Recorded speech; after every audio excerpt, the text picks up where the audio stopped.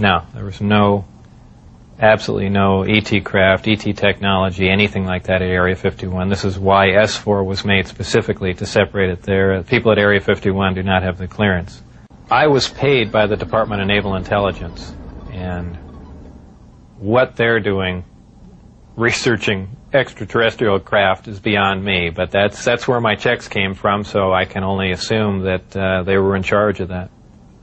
At one time, the Russians were involved, and supposedly there was some breakthrough made by our team, however this project was split up. And right after that happened, the Russians were no longer permitted on the facility at all. And that's all I know about it. What was discovered, why they were kicked out, when they started working with us, is all unknown to me. I was put into the briefing room with 121 or 22 briefings and really was just told to sit and read through them. I think they were there just to mainly educate me on what was going on. They weren't a complete in-depth explanation on everything else, but just essentially a brief synopsis on some of the other projects that were going on there. Supposedly, the information, now this isn't something that I determined, it's something I was told, that the crafts originated from a planet that orbited the Zeta Reticuli star system. Zeta Reticuli 1 and Zeta Reticuli 2 are two stars of a binary star system. The craft allegedly came from there. One or two autopsy photographs I saw dealt with just a small photograph, a bust shot essentially, just head, shoulders, and chest of an alien where the chest was cut open in a T fashion and one single organ was removed. The organ itself in the other picture was cut and vivisectioned essentially, showing the different chambers in there. This was totally unrelated to anything I was doing, but from that photograph it looked like what you see in UFO lore as the typical gray. So how tall it was from what I could see, I couldn't tell because I only saw a portion of the photograph, but if everything else you see is correct, I would imagine it was 3.5 or 4 feet tall. But there again, all I had to see was a photograph, and I didn't have much to go on. Allegedly, this interaction has occurred since man was a simian creature, and there were genetic alterations made. How specifically did the briefings detail how the aliens manipulated our genetics over the centuries? It mentioned 65 or 63 corrections or additions to the genetic makeup that finally resulted in a human creature. Allegedly, this interaction has occurred since man was a simian creature, and there were genetic alterations made. How specifically did the briefings detail how the aliens manipulated our genetics over the centuries? It mentioned 65 or 63 corrections or additions to the genetic makeup that finally resulted in a human creature.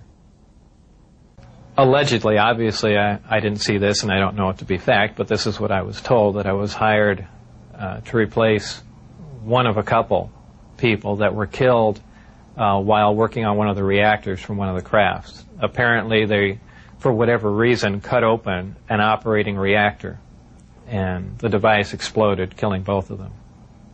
The scientists that were killed there, allegedly the detonation from the explosion was fairly large. It would have rivaled a small tactical nuke. So it was done at the Nevada test site, and it was to be passed off as an unannounced nuclear test. Again, this is a story that was relayed to me, and allegedly what happened in '79, there was some sort of information exchange going on where there were actual live aliens at the facility, and at one particular point there was an area where some security personnel went to enter. And apparently, because of not the sidearms, but the bullets in the sidearms, from what I understand, if they would have entered the area, the bullets would have detonated. And supposedly one of the creatures tried to stop the security personnel from entering the area, and a fight ensued. And the bottom line from the altercation was that the security personnel, I don't remember how many were involved, but were all killed, and they died of head wounds, and that's all that I heard of that story. There were 22 people with majestic clearance. I had majestic clearance. Majestic clearance was designated as clearance 38 levels above Q clearance, and Q clearance is the civilian top secret clearance. It probably really hit me when I got inside the craft and looked around and began to understand how the craft was operated, and finally grasped the whole project as a whole, as what we were doing, the fact that we weren't building this thing, we were trying to find out how it was made. We were back engineering it. Normally the bus pulled around to the opposite end of the facility, which was the main entrance, and that's where we went in. On this particular occasion, it pulled up to one of the hangar doors, which were normally closed, and the last one was open. We came out, and I saw the disc in the hangar. Upon seeing it, it struck me that, well, this explains all the UFO sightings. Not thinking that it was an extraterrestrial craft, that this must have been some advanced form of fighter that we've been working on for years, and people have just caught it being tested, so on and so forth. And it never even occurred to me, even though I was looking at an extraterrestrial vehicle, that this wasn't man-made. People have asserted that, boy, that must have been the most exciting time in your life, and that's not the way it was. When I first got to look inside the craft, all I can say, it's an ominous feeling. You walk in there, and it feels as if you shouldn't be there. I know that sounds kind of corny, but it's a real ominous feeling. It's not an exciting feeling.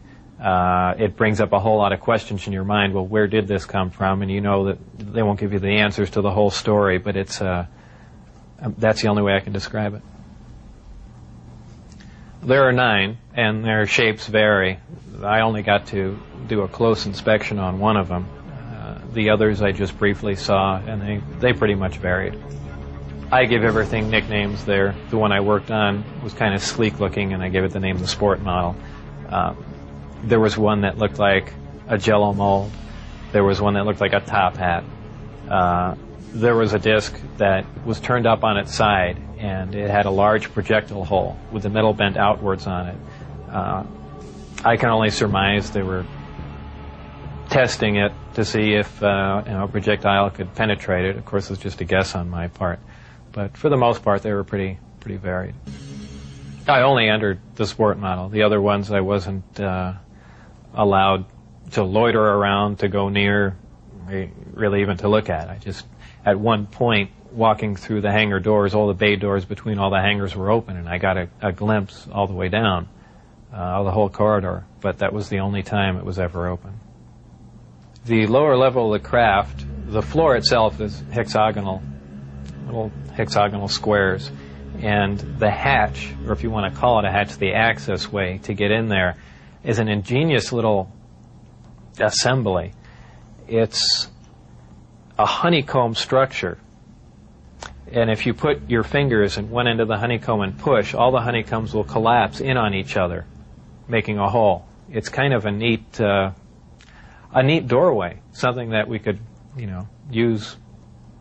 I don't know what for, but I mean, it's something that I haven't seen before, and it's kind of a novel idea, but a very efficient, lightweight, very strong access way. I had to hang upside down in there to see the lower level, essentially, and there were 3 large gravity amplifiers. These devices looked like about a 2-foot diameter, 4-foot long piece of pipe hanging by a smaller piece of pipe from the level above, and they can be independently positioned. And that's what emits the gravitational waves that propel the craft.